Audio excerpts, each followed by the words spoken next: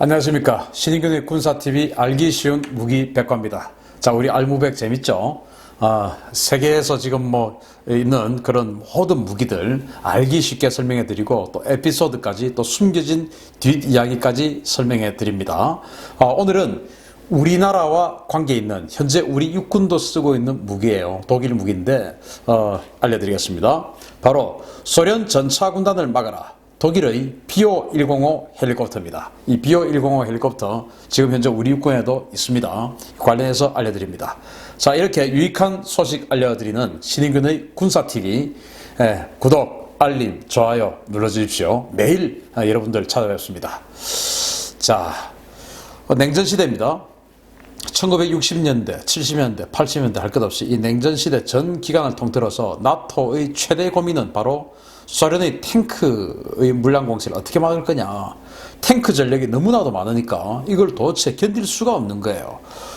나토가 독일군, 또 독일에 주둔하고 있는 미군, 그리고 영국군 할 것 없이 여하튼 이 나토의 탱크는 2만 대입니다. 2만 대를 넘지 않았어요. 그런데 바르샤바 조약기구 그리고 소련의 탱크는 5만 3천 대였습니다. 2만 대와 5만 3천 대, 이거는 상대가 안 되는 것이죠.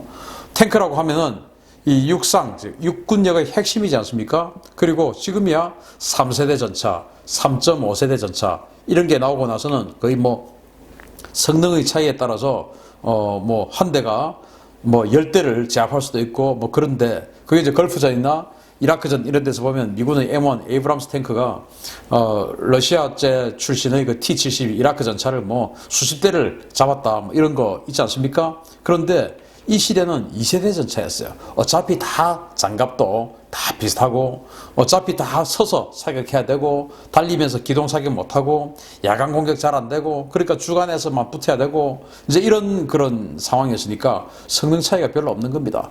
그런데 숫자는 벌써 거의 2.5배 이상의 차이가 나니까 이게 나토로서는 엄청나게 걱정스럽죠. 더군다나 이 서독을 비롯해서 또 동독 그리고 폴란드 이런 서유럽, 동유럽 지역이 평원들이 많았어요. 그러니까 전차전, 대규모 전차전 하기 딱 좋은 거죠. 숨어서 우리 지금 한반도 지형처럼 전차가 2,000대, 3,000대 이렇게 있어도 200대씩, 300대씩 서로 마주보고 싸우는 이런 일 절대 없죠. 우리나라는 다 그냥 산골짜기에 숨어가지고 쏘고 빌딩 뒤에 숨어서 쏘고 이러니까 대규모 전차전이라고 이루어질 수 없는 지형인데 이 유럽의 평화는 그렇지 않았죠. 그러니까 나토는 너무 걱정스러운 겁니다. 이거 어떻게 할 거냐? 라고 이제 걱정을 하고 있던 차에 발상의 전환이 생기게 된 겁니다. 바로 탱크와 탱크끼리 붙지 말고 미사일로 막자. 1960년대는 미사일 만능주의 시대였어요. 뭐든지 미사일로 해결하자라는 그런 아이디어가 마구마구 분출되는 그런 시기였습니다. 과거에 이제 적탱크가 이렇게 오면 이 적탱크를 상대하기 위해서는 대전차포를 무슨 대포 같은 걸 끄집어내와서 대전차포로 쏜다든지 아니면 탱크끼리 붙는다든지 이럴 수밖에 없었는데 대전차 미사일이라는 게 나온 겁니다. 그 대전차 미사일 보통치가 요만해요. 이거 가지고 탱크를 쏴보니까 이게 탱크가 격파가 되어버리는 겁니다. 이제 토우라는 미사일이 있습니다. 지금 이제 이건데 미국 토우 미사일 이런 거를 쏴보니까 이게 그 관통력이 한 800mm씩 이렇게 되는 겁니다. 이게 왜냐하면은 이때 지금은 그 운동 에너지탄, 즉 그 날개 안정식 철갑탄 이런 게 많이 나와 있지만 지금 이 시대와 지금도 히트탄이라고 대전차 고폭탄이 많이 있어요. 이거는 이제 메탈 제트를 뿜어가지고 철판을 뚫는 건데 이게 앞에 라이너라고 있습니다. 이 라이너의 그 구경이 5cm라면은 이게 먼로 노이만 효과라고 하는 그 어떤 법칙에 의해서 이 라이너의 구경이 5cm면은 곱하기 5배의 관통 효과가 있다. 그래서 5cm짜리 구경의 라이너라면 25cm의 철판을 관통할 수 있는 겁니다. 이런 식으로 해서 불과 이 정도 되는 어떤 그 라이너를 가진 대전차 고폭탄을 가지고도 25cm 또 많게는 35cm 이런 철판을 관통할 수 있는 겁니다. 그러니까 이 대전차 미사일 효과가 있구나. 이제 이런 상황이 이제 발생을 한 거예요. 자, 그러다가 이 좋은 것을 헬기에 달면 어떨까라는 아이디어를 미국이 생각한 겁니다. 자, 미국은 실험했어요. 그래서 1973년도에 미국이 1960년대 후반에 베트남전을 하면서 공격 헬기라는 걸 처음 만들었지 않습니까? 바로 이 AH-1 UH-1 헬기를 개조해가지고 이렇게 텐덤식으로 좌석을 만들고 거기다가 옆에다가 날개를 갖다 붙여서 이 날개에다가 로켓포 포드 그리고 기관총 포드 이렇게 해서 위에서 건십을 하는 겁니다. 이 UH-1 헬기들이 쫙 갈 때 옆에서 하나가 따라가면서 거기서 이제 적들 베트콩들을 제압해주는 이 건십 용도로 활용을 했었는데 이게 그때는 뭐 엄청나게 활약을 했었죠. 그런데 베트남전이 끝나가던 시점에서 미국은 이 토우 미사일을 이 헬기에다가 달면 어떨까라고 생각을 한 겁니다. 그렇게 해서 AH-1Q라고 하는 시제품을 개발을 했고 그걸 해보니까 이게 너무 좋은 거예요. 그래서 실제 테스트를 해보니까 이 AH-1Q 하나가 격추되기까지 적 전차 8대를 격파를 한 겁니다. 그러니까 상당히 효과가 있다. 이렇게 나온 거예요. 자, 그런데 뭐 미국은 워낙 돈이 많았으니까 그렇게 해도 되지만 독일이 이제 이걸 서독이 그 벤치마킹 하기로 결심을 한 거예요. 야, 이거 좋네. 우리 어차피 왜냐? 서독은 바로 동독과 국경을 마주하고 있고 이 바르샤바 조약기구, 즉 공산 국가들과 국경을 마주하고 있는 최일선이 바로 서독입니다. 그러니까 서독은 이 공산주의와의 전쟁의 공포가 세상 어느 나라보다 극심한 그런 곳이었어요.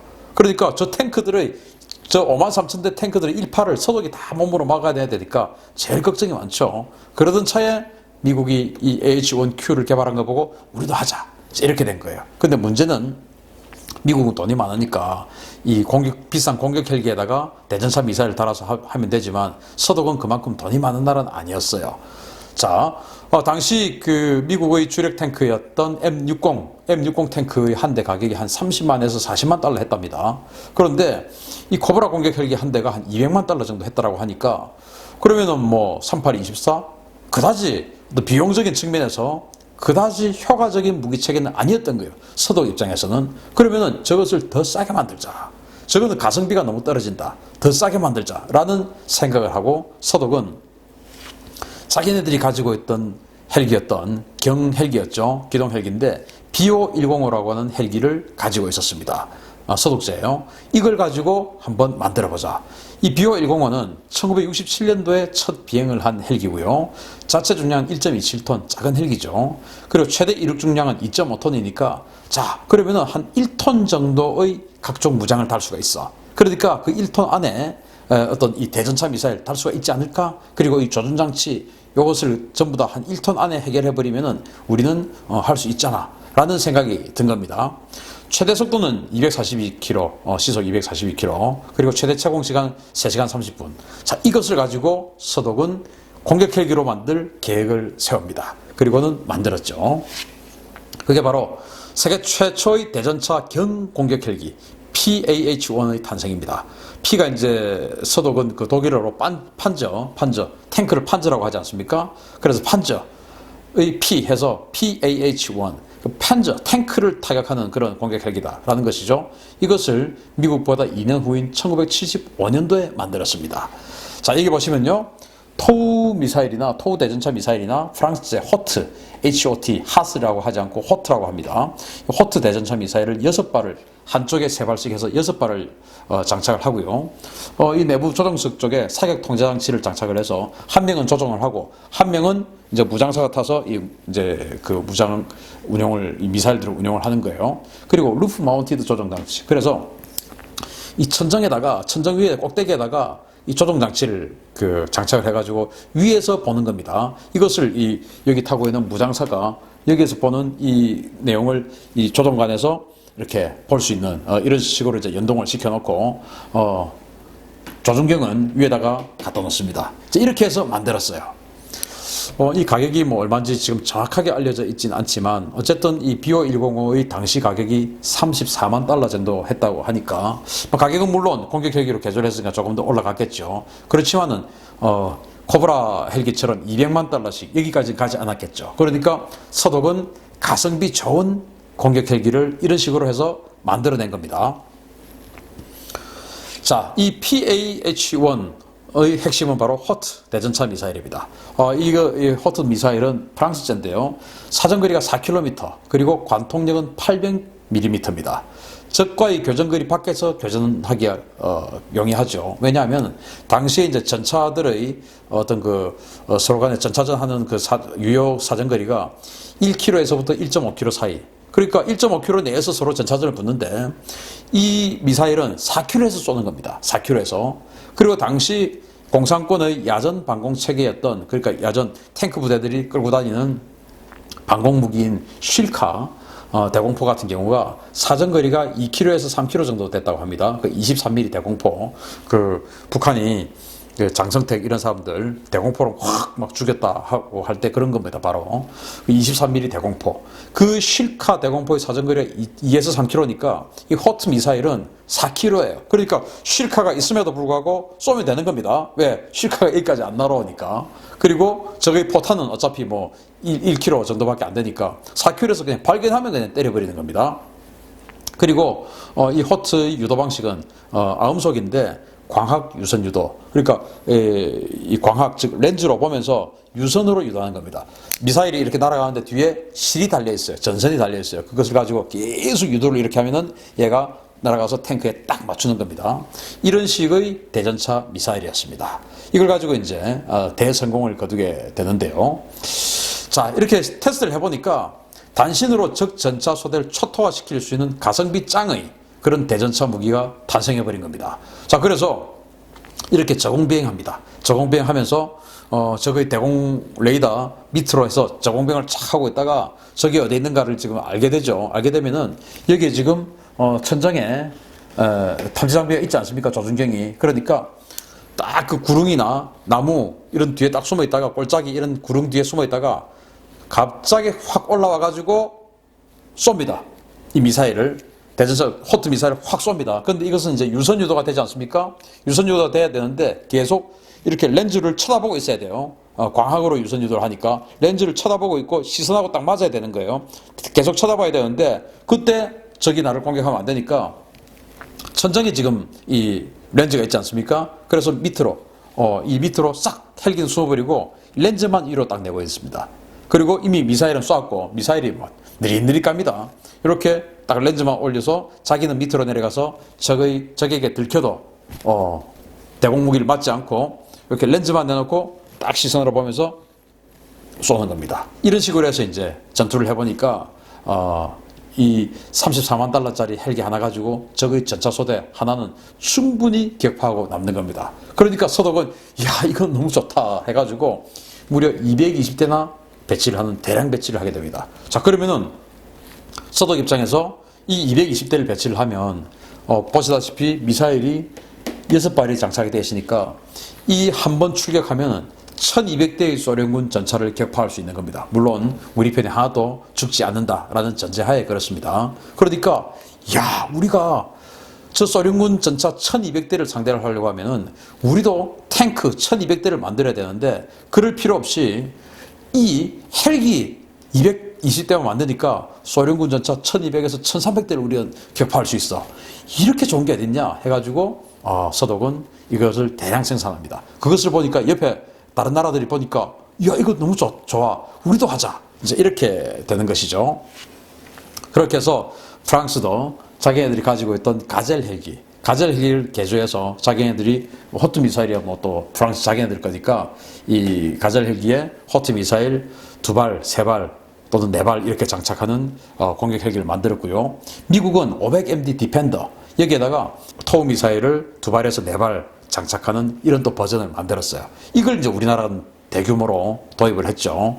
근데 사실은 이 500MD 디펜더 같은 경우는 너무 덩치가 작고 힘이 없어요. 거기다가 이 무거운 토우 미사일을 달았더니 뒤뚱뒤뚱 잘 안 됩니다. 기동이. 그래서 사실은 굉장히 위험한데 어쨌든 우리 육군은 이 500MD 디펜더를 대량으로 도입했습니다. 사실 BO105를 대량으로 도입했으면 어땠을까라는 생각은 들지만 BO105가 당시 기동형인 기본형이 34만 달러 했으니까 이 공격형은 가격이 훨씬 더 비쌌겠죠. 그런데 이 500MD 같은 경우는 가격이 그것보다 더 쌌다고 하니까 당시 경제력이 아주 취약했던 우리나라 입장에서는 어쩔 수 없는 선택이었을 거라고 봅니다. 그러나 좀 아쉽긴 합니다.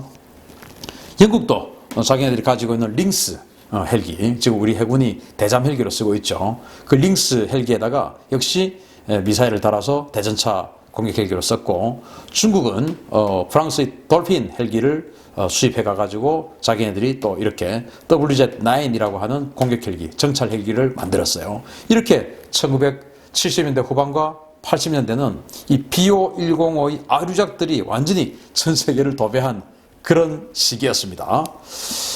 자, 그런데 뒤늦게 우리나라는 1997년도에 진짜로 이 BO-105가 PAH-1으로 해서 서독을 완전히 석권하고 있을 때, 그때는 우리는 500MD를 도입하고, 뒤늦게 1997년도에 이 명품, 우리는 이제 명품으로 생각하고 이걸 이제 샀어요. 우리 군이 샀는데 애물단지가 되어버렸습니다. 왜냐? 처음에 140대 정도를 양산을 하려고 했습니다. 라이센스 생산을 하기로 했죠. 그래서 그 중에서 2대는 독일에서 직도입을 했고, 나머지는 전부 면허 생산을 하기로 했습니다. 그러다가 2대를 직도입하고 10대를 생산한 상태에서 사업 중단해버렸습니다. 왜냐? 일단 액면으로는 너무 ROC, 즉 성능이 떨어진다, 이렇게 해서 이제 그만뒀는데, 그 이면에는 이러지 말고 우리 그냥 국산 공격 헬기 가자라고 하는 육군 내부의 어떤 움직임, 그리고 카이, 그때 이제 카이 설립하고 막 그러던 시기였지 않습니까? 그러니까 카이에 일감 좀 몰아주자 해가지고 이제 KMH 해서 한국형 기동 헬기, 또 한국형 공격 헬기, AHX 이렇게 해서 지금 LAH 사업하고 있지 않습니까? 그런 모든 것들을 이제 생각해서 BO-105 이거 접자 해가지고 면허 생산하던 140대를 생산하기로 했던 BO-105를 12대에서 끝내버립니다. 그런데 12대에서 끝내버리고 서독은 이미 이제 오래전에 단종해버리고 하니까 부품 구하기가 힘들어가서, 지금 국정감사 이런 자료 보면 수년 전만 해도 이거 이제 퇴役해야 되겠다, 20년밖에 안 된 헬기인데 부품을 못 구해서 가동률이 안 된다, 12대 있는 헬기 중에서 2대밖에 작전 못한다, 이런 국정감사 자료들이 많이 나오고 했었습니다. 그러다가 최근에 이 부품 공급선을 어디서 찾았다라고 해요. 그래서 이제 더 운영을 하고 있는데, 현재 이 BO-105는 우리 항공작전사령부, 육군의 항공작전사령부에서 코브라 공격 헬기 부대와 같이 짝을 지어서 스카우트 헬기로, 즉 이 BO-105 한 대가 코브라 공격 헬기 3대를 지휘하는 지휘용 헬기로 지금 쓰고 있어요. 그래서 여기 보시면 이 탐지 장비도 아주 이제 딱 보기에도 좀 좋아 보이지 않습니까? 이것을 이제 천장에 달고, 그리고 기관총 포드, 그리고 여기다가는 로켓 포드 이렇게 달고 지금 코브라 공격 헬기들을 지휘하는 지휘용 헬기로 현재는 쓰고 있습니다. 이거 현재 우리 육군에서 운영하고 있는 우리 육군 BO-105 사진입니다. 자, 이렇게 서독이 냉전시대 때 소련의 그 어마어마하게 많은 수량의 탱크를 어떻게 사용할까 하고 겁이 나서 덜덜덜 떨고 있을 때, 미국이 코브라에다가 토미사일을 다는 걸 보고, 우리도 이렇게 해서 하자라고 해서 BO-105, 자국산 서독산 BO-105 헬기에 대전차 미사일은 호트 미사일을 달아서 당시 냉전을 극복했던 그 무기, 현재 대한민국 육군의 12대가 작전하고 있는 BO-105 헬기 알려드렸습니다. 감사합니다.